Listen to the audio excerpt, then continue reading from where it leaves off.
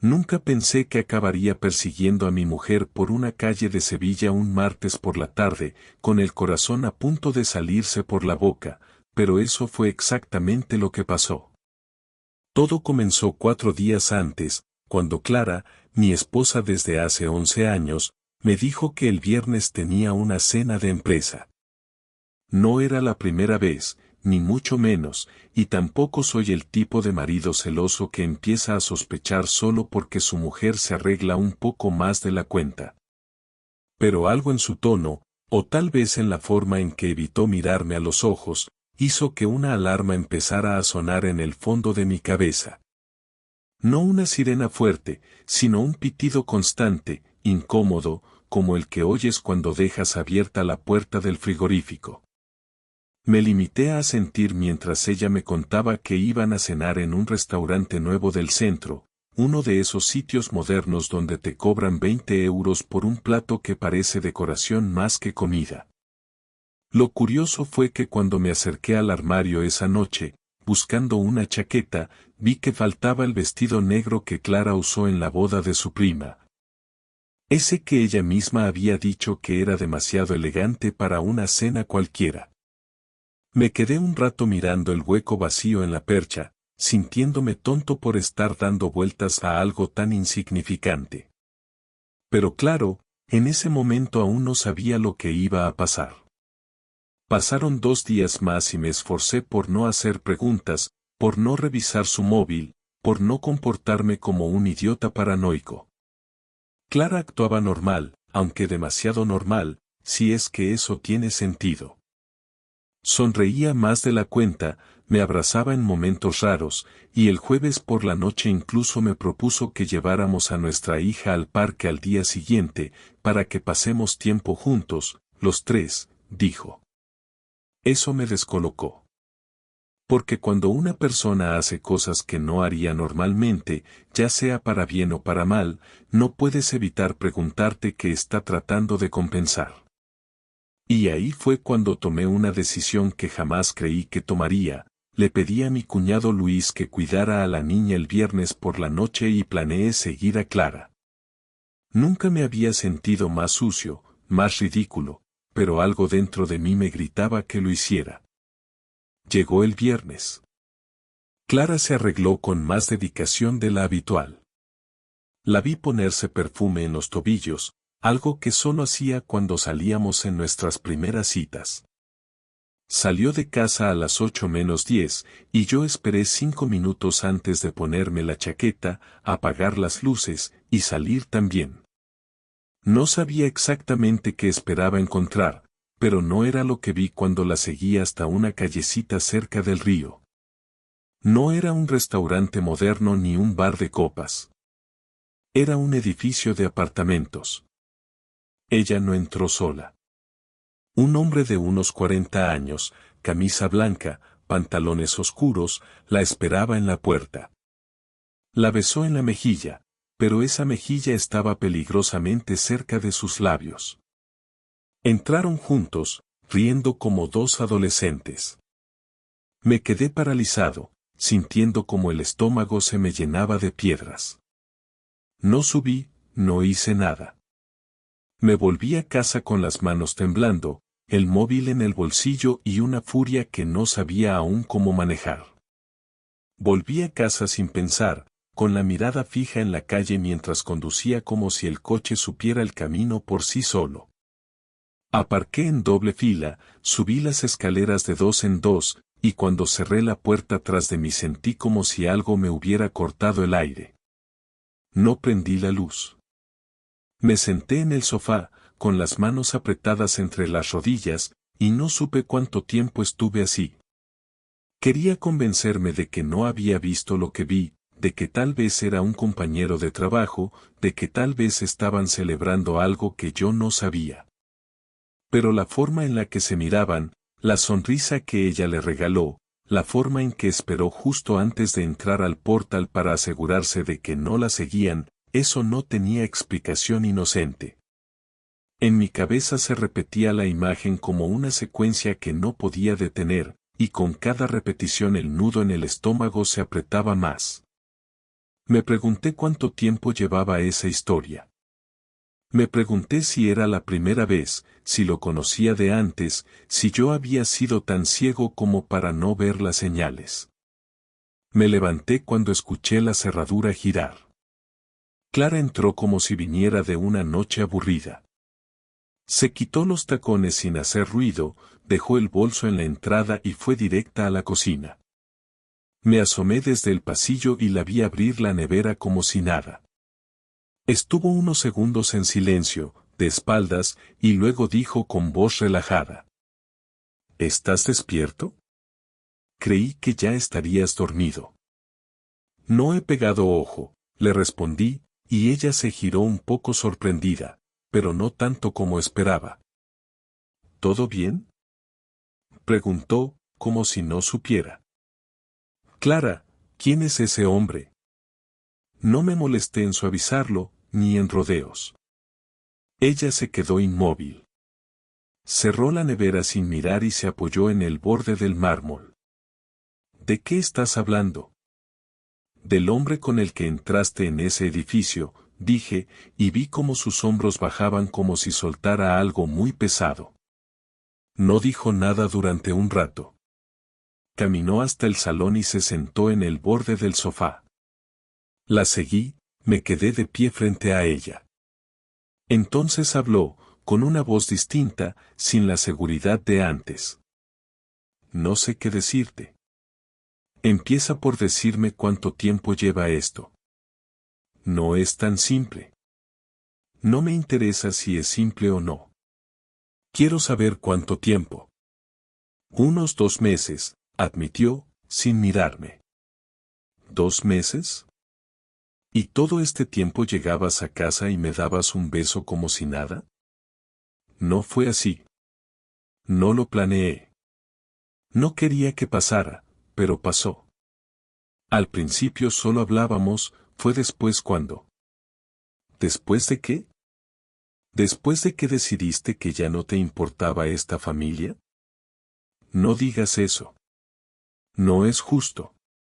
Yo he estado aquí todos los días, he cuidado de ti, de nuestra hija, no puedes venir ahora y reducir todo a esto. ¿Reducir? ¿Estás hablando en serio? Te vi entrar con él a un piso. ¿Qué parte estoy exagerando? No estoy diciendo que no me equivoqué, respondió, y por fin me miró. Solo digo que no es blanco o negro. Llevábamos meses desconectados, Rubén. Tú lo sabes. Hablábamos de cosas sin importancia, dormíamos espalda con espalda, ni siquiera nos tocábamos ya. ¿Y por eso decidiste acostarte con otro? No fue solo eso. Con él sentí algo que no sentía hace tiempo. Me escuchaba, me hacía sentir que importaba, que todavía podía gustarle a alguien. ¿Y yo qué era? ¿El idiota que se quedaba en casa mientras tú recuperabas tu autoestima con otro? No digas eso. No lo hice para hacerte daño. Pues lo lograste. Ella se levantó. Tenía los ojos húmedos, pero no lloraba. Si te hace sentir mejor odiarme, hazlo. Pero no pienses que esto fue fácil para mí. No estoy orgullosa. Solo, no sabía cómo seguir fingiendo. Entonces esto no fue un error. ¿Estás enamorada de él? Clara respiró hondo, como si le costara contestar. No lo sé. Me siento bien con él, pero eso no quiere decir que no me importes tú o nuestra hija. No me importa si te importa. Lo que importa es que mentiste, que lo ocultaste, que pensaste que nunca me enteraría. Ella se quedó en silencio y volvió a sentarse, esta vez más hundida en el sofá. ¿Qué vas a hacer?, preguntó. Todavía no lo sé. Pero esto no va a quedar como si nada. No voy a hacer como que no ha pasado. Clara asintió despacio. No dijo nada más. Nos quedamos así, sin hablar, escuchando los sonidos de la calle colarse por la ventana. Sabía que lo peor aún no había llegado. Esto solo era el principio. A la mañana siguiente me desperté antes que el despertador, con la boca seca y la cabeza girando como si no hubiera dormido en días. Clara seguía durmiendo en el sofá, en la misma posición en la que la dejé. No me molesté en despertarla. Fui directo a la cocina, preparé café sin ganas y me senté en la mesa con el móvil en la mano, sin saber a quién escribir. Tenía mensajes acumulados de mi madre, de mi hermano, incluso del grupo de padres del colegio, pero no abrí ninguno. Durante más de una hora me limité a mirar la pantalla como un imbécil, mientras escuchaba el tic-tac del reloj colgado junto a la nevera. Cuando escuché a Clara moverse en el salón, me levanté sin decir nada y fui al baño. No quería verla, no quería escuchar su voz, no tenía energía para soportar más explicaciones o medias verdades. Me encerré ahí un rato largo, solo con el sonido del grifo para acompañarme, hasta que escuché la puerta de casa cerrarse. Se había ido sin hablar, lo que agradecí más de lo que imaginé. Pasé el resto del día sin saber qué hacer. No fui a la tienda, llamé a mi empleado para que la abriera solo y le puse la excusa de un problema personal. Me encerré en la habitación con las persianas bajadas y apagué el móvil. Me tiré en la cama con la mirada clavada en el techo, repasando todo lo que Clara me había dicho la noche anterior. No eran solo sus palabras, era la forma en la que las había dicho, sin rabia, sin desesperación, como si no le doliera. Y eso era lo que más me jodía. Que no estuviera rota, que no hubiera llorado como yo habría llorado si hubiera sido al revés. Que no hubiese ni un solo lo siento real, solo excusas y justificaciones. Sentí algo extraño en el pecho, no era tristeza ni dolor. Era una rabia sorda, constante, como una presión que me empujaba a hacer algo. Y lo hice. Fui al escritorio y saqué el portátil.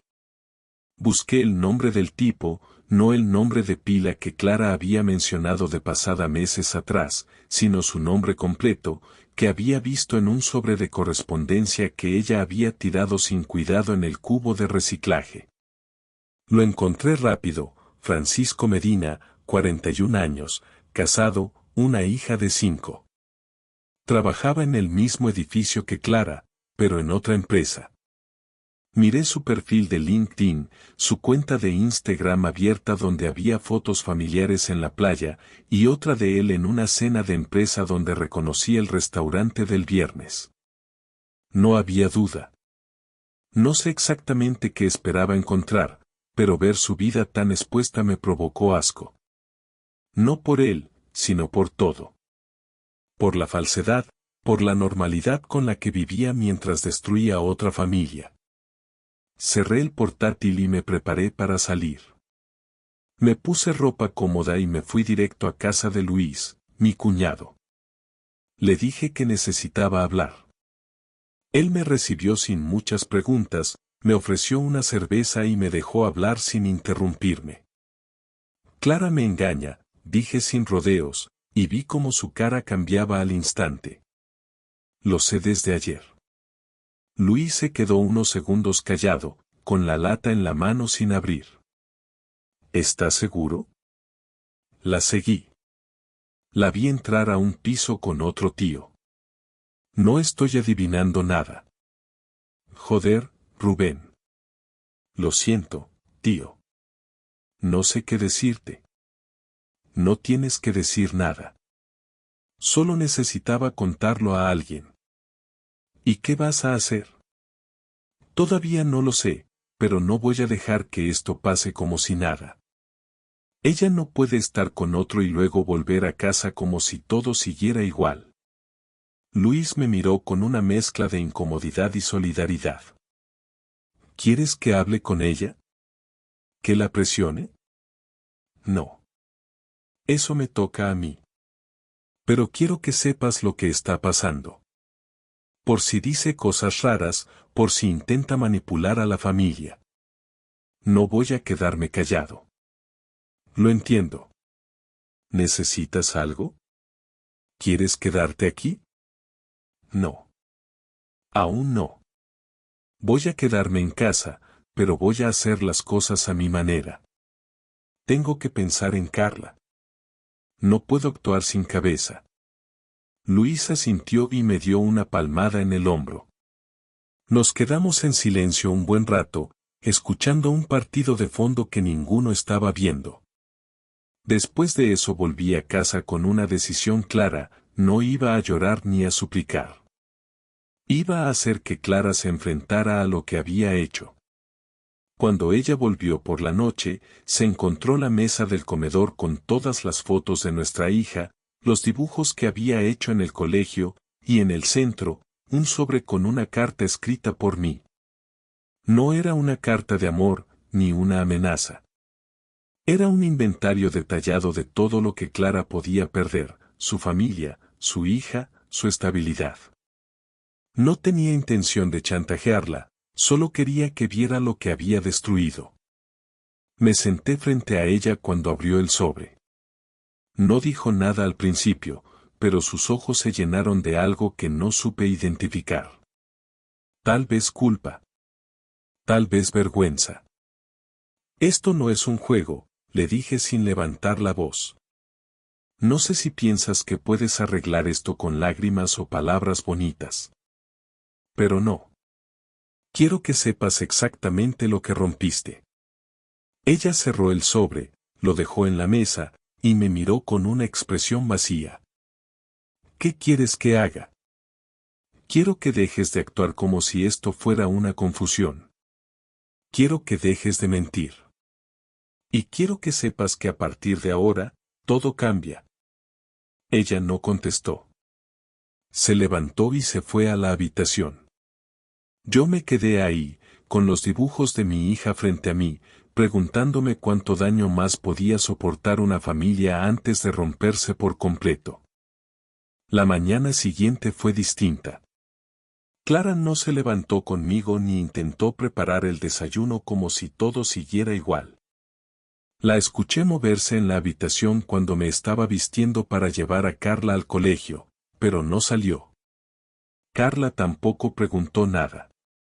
Me miró mientras se ponía los zapatos, notando el silencio, y solo dijo: «Mamá no viene hoy». Le respondí que no, que estaba cansada, y ella asintió sin insistir. Durante el camino en coche, mi hija habló de cosas del colegio, de una excursión que querían hacer al Parque del Retiro, de una niña que la había empujado en el recreo. Yo la escuchaba, asentía, sonreía lo justo, pero no podía dejar de pensar en que muy pronto iba a tener que explicarle que las cosas en casa iban a cambiar. Que papá y mamá ya no eran el equipo que ella creía. Después de dejarla en la escuela, en vez de ir a la tienda, conduje hacia la dirección del edificio donde vi a Clara entrar con ese hombre. Me quedé en el coche, a unos 20 metros, esperando ver si salía o entraba él. No sabía muy bien para qué. Tal vez quería ponerle cara con más calma. Tal vez solo quería ver si tenía el descaro de volver a meter a mi mujer en ese lugar otra vez. Pero pasaron más de 40 minutos y no apareció nadie. Así que me fui, no sin antes tomarle una foto a la fachada, como si eso sirviera de algo. Volví a casa a las 11. Clara seguía allí, sentada en el salón, vestida pero sin maquillaje, con la mirada clavada en el suelo. Ni siquiera levantó la vista cuando entré. «Tenemos que hablar», dije, y por fin me miró. «Lo sé». Me senté frente a ella, cruzando los brazos, sin quitarle los ojos de encima. «Quiero saber si vas a terminar con esa relación». «Ya lo hice», contestó sin dudar. «¿Cuándo?» «El lunes». Le dije que no quería seguir. ¿Y él aceptó así sin más? No fue fácil. Me pidió explicaciones, me dijo que lo pensara. Pero le dije que no había marcha atrás. ¿Por qué ahora? Porque cuando me viste, cuando vi tu cara, me di cuenta de que no podía seguir con esa doble vida.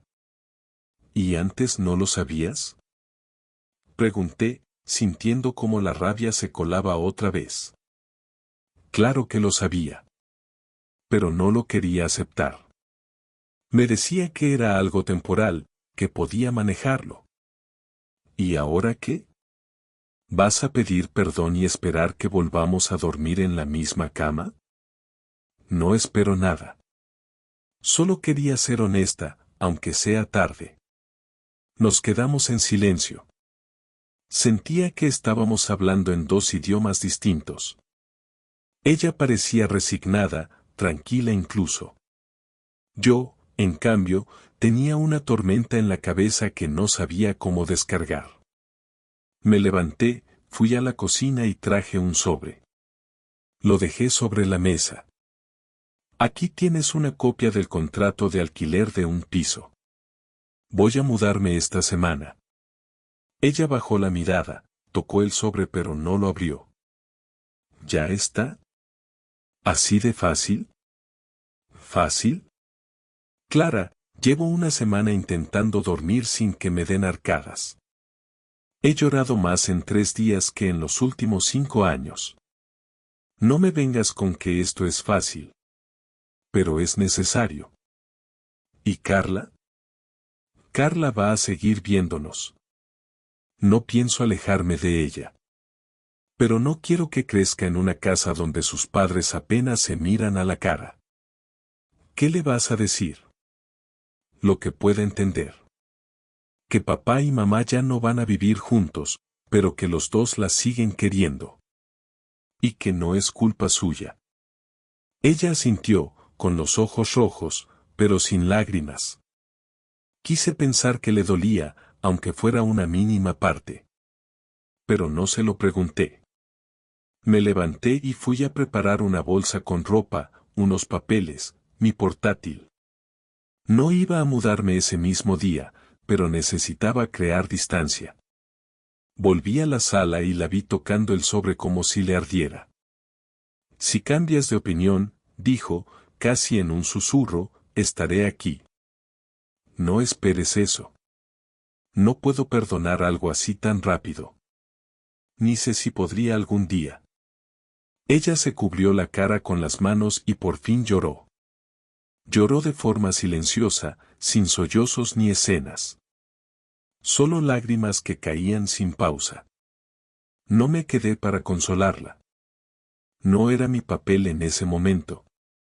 Cerré la puerta detrás de mí y sentí, por primera vez en toda la semana, un poco de paz. No alegría. No alivio. Solo un momento sin ruido. Esa noche dormí en casa de Luis, en el sofá. No fue cómodo, pero dormí del tirón. A la mañana siguiente fui a la tienda, atendí a los clientes, respondí correos, actué como si nada hubiera pasado. Nadie notó la diferencia.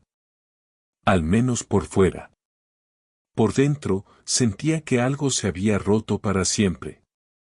Y aunque todavía no lo había asumido del todo, empezaba a entender que lo peor no había sido el engaño, sino darme cuenta de que Clara, la mujer con la que pensé que envejecería, ya no me conocía, y yo tampoco a ella. El sábado por la tarde quedé con Clara en el parque donde solíamos llevar a Carla de pequeña. Elegimos ese sitio porque sabíamos que no habría nadie conocido, y porque ella me pidió que no habláramos en casa. No quería que Carla escuchara nada, aunque en realidad yo ya sospechaba que la niña sabía más de lo que aparentaba. Los niños no son tontos, solo necesitan una razón mínima para entender que algo no va bien. Clara llegó 10 minutos tarde, con una cara que mezclaba cansancio y derrota.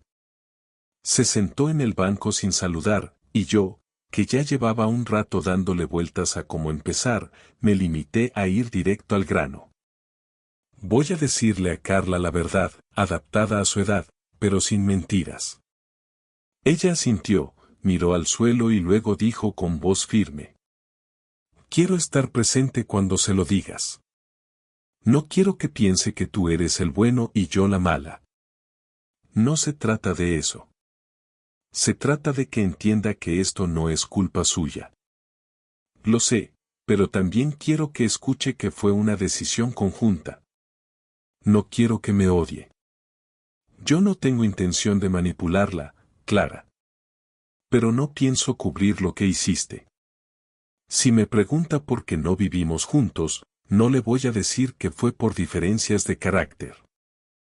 Tampoco hace falta que le cuentes detalles. No soy idiota. Pero tampoco pienso suavizar todo para que tú quedes como una víctima.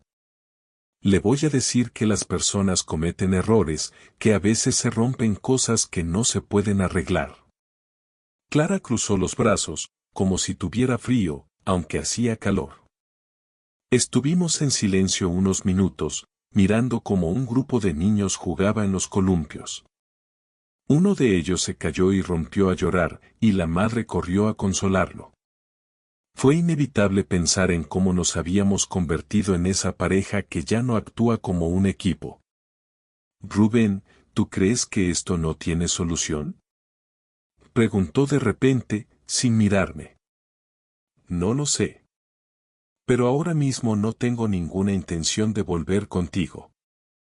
Y si estás preguntando por esperanza, no la tengo. No lo pregunto por mí. Lo pregunto por nosotros. Por Carla. No uses a Carla como escudo. No me engañaste por culpa de ella. Lo hiciste porque quisiste. No estoy justificándome. Solo quiero saber si hay un futuro donde podamos estar juntos sin esta mierda en medio. Clara, no sé si puedo perdonarte. No estoy diciendo que sea imposible, pero ahora no quiero pensarlo. Estoy enfocado en recuperarme. Y no puedo sanar si tú estás constantemente intentando acelerar el proceso. Entonces dime qué quieres de mí, dijo, y esta vez sí me miró, con esa mirada que usaba cuando quería algo concreto. Quiero que no mientas más. Quiero que seas clara con Carla. Quiero que respetes que no quiero hablar contigo más de lo necesario fuera de los temas que tengan que ver con ella. ¿Y eso es todo? No. También quiero que no metas a tu familia, que no intentes convencer a mi madre o a mis hermanos de que esto fue una confusión. Porque si me entero de que estás dando tu versión selectiva, voy a ser yo el que hable, y con todos los detalles. No voy a hacer eso. Ya bastante tengo con mirar a mi padre a la cara desde que se enteró. Entonces no hagas que esto sea peor. Si tú aceptas lo que pasó, todo será más fácil. Más limpio. Ella volvió a mirar al suelo. No discutió más. Después de unos segundos, murmuró. Nunca pensé que tú te alejarías así. Siempre creí que serías de los que lo intentan todo. Ya lo hice durante años. Intenté arreglar lo que ni sabía que estaba roto. Pero ahora sé que no tengo por qué mendigar cariño ni fidelidad. No a esta edad. Nos quedamos en ese banco un rato más, sin hablar, solo observando cómo el sol empezaba a caer detrás de los árboles. No había nada más que decir. Ella se levantó primero, me dijo que hablaría con Carla el domingo por la tarde, que quería pasar un rato con ella antes de tener esa conversación. Acepté, sin añadir nada más. Me quedé ahí, en el mismo banco, viendo cómo la gente seguía su vida, ajena a lo que acabábamos de hablar. Pensé en los próximos pasos. En los abogados, en la custodia, en cómo gestionar las visitas. Pensé en si algún día iba a sentirme bien de nuevo, si podría volver a confiar en alguien. Esa noche dormí en el piso nuevo. Aún sin muebles, solo con un colchón, una silla y mi portátil. Pero era mío. Y por primera vez en semanas, sentí que podía respirar sin esa presión constante en el pecho. Todavía dolía. Mucho. Pero al menos ahora el dolor tenía un lugar claro, separado de la rabia, sin el ruido de una convivencia forzada. Era el principio del final, o tal vez, de algo distinto. Una semana después de aquella conversación en el parque, Clara y yo nos volvimos a ver en la oficina de la abogada. No fue una reunión cargada de drama ni llanto. Llegamos por separado, hablamos lo justo y firmamos los papeles con la formalidad de quien cierra un contrato que ninguno desea pero ambos entienden como necesario. Ella eligió la misma abogada que había usado su hermana en su divorcio y yo prefería uno que recomendó Luis, un tipo serio que hablaba poco y lo justo, justo como necesitaba. No hubo discusiones por el piso, porque ella se quedó con el nuestro para no sacar a Carla del entorno que conocía, y yo ya estaba instalado en el pequeño apartamento que alquilé en Monte Olivete. Acordamos custodia compartida y horarios detallados, sin conflictos. Fue casi mecánico. Frío, pero funcional. La abogada me preguntó si quería incluir alguna cláusula especial respecto a visitas de nuevas parejas, pero le dije que no. Ya había perdido demasiado tiempo intentando controlar lo que no se puede controlar. La conversación que Clara tuvo con Carla fue corta, sencilla, y sin florituras. La niña nos miró a los dos, nos preguntó si eso quería decir que ya no íbamos a dormir juntos, y cuando le dijimos que no, simplemente dijo que no le gustaba la idea, pero que si era mejor así, entonces lo entendía. Fue duro. No por el contenido de sus palabras, sino por la forma en la que las dijo, con esa madurez que los niños no deberían tener a esa edad. No lloró. No pidió explicaciones. No nos preguntó si íbamos a volver. Solo pidió que la recogiéramos puntuales del colegio y que no peleáramos. Fue entonces cuando supe que habíamos hecho lo correcto. No porque fuera lo ideal, sino porque seguir en esa casa fingiendo lo contrario habría sido mucho peor. Las semanas siguientes me las pasé reorganizando mi vida. Me levantaba temprano, preparaba el desayuno cuando Carla dormía en mi casa, la llevaba al cole, y luego abría la tienda. Por las tardes, cuando no era mi turno con ella, me iba a correr al parque o me quedaba trabajando hasta tarde. No tenía ganas de ver a nadie. Mis amigos me escribían, algunos intentaban invitarme a tomar algo, pero siempre encontraba una excusa. Me sentía agotado de hablar. Ya había contado la historia demasiadas veces, y cada vez que lo hacía, sentía que me alejaba más de lo que realmente había pasado. Porque cada versión era distinta, adaptada a quien me escuchaba. Solo en mi cabeza repetía la historia entera, sin filtros, sin adornos.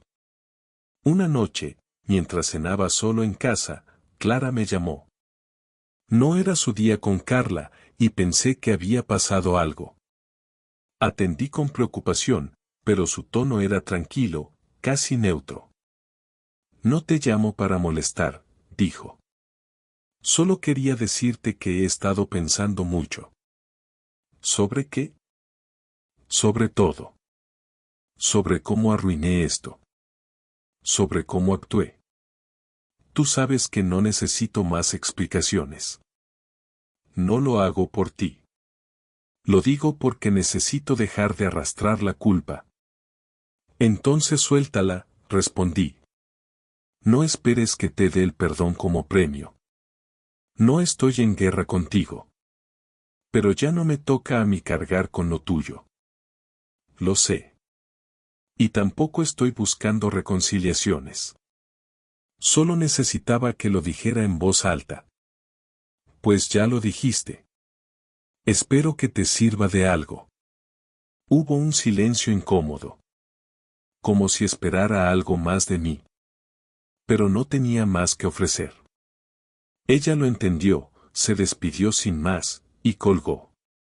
No volvimos a hablar de ese tema. 3 meses después de la separación, Clara me envió un mensaje diciendo que iba a empezar terapia. Me alegré, pero no respondí. No porque no me importara, sino porque entendía que era su proceso, no el mío. Yo también había considerado buscar ayuda, pero preferí escribir. No para publicar nada, ni para convertir mi historia en algo que otros pudieran comentar, sino para entenderme mejor. Llené más de 30 páginas con pensamientos, recuerdos, preguntas sin respuesta. Me ayudó. No me curó, pero me permitió ver que lo que pasó no me definía. Carla se adaptó rápido. Tenía su rutina clara, su mochila que iba de casa en casa, sus dibujos pegados en ambas neveras. A veces hacía comentarios incómodos, como cuando una noche, al acostarla, me preguntó si algún día iba a tener una nueva mamá en mi casa. Le dije que no pensaba en eso, que ahora estaba bien así, y que ella siempre iba a ser mi prioridad. Asintió como si le bastara, pero su pregunta se me quedó clavada varios días. Pasado un tiempo, retomé algunos planes que había postergado por años. Empecé a estudiar programación web por las noches. Volví a salir a cenar con amigos. Incluso me atreví a aceptar una invitación a una barbacoa donde no conocía a nadie. No encontré a nadie especial, pero no lo buscaba. No necesitaba a alguien que llenara el hueco. Quería asegurarme de no volver a perderme a mí mismo por intentar mantener una imagen de familia perfecta. Ahora, cada vez que veo a Clara en la entrega del colegio o cuando recogemos a Carla de sus clases de natación, me cuesta recordar esa versión de nosotros que alguna vez soñó con envejecer juntos. No porque lo odie, sino porque ya no me duele. Y eso, para mí, fue el cierre real de todo.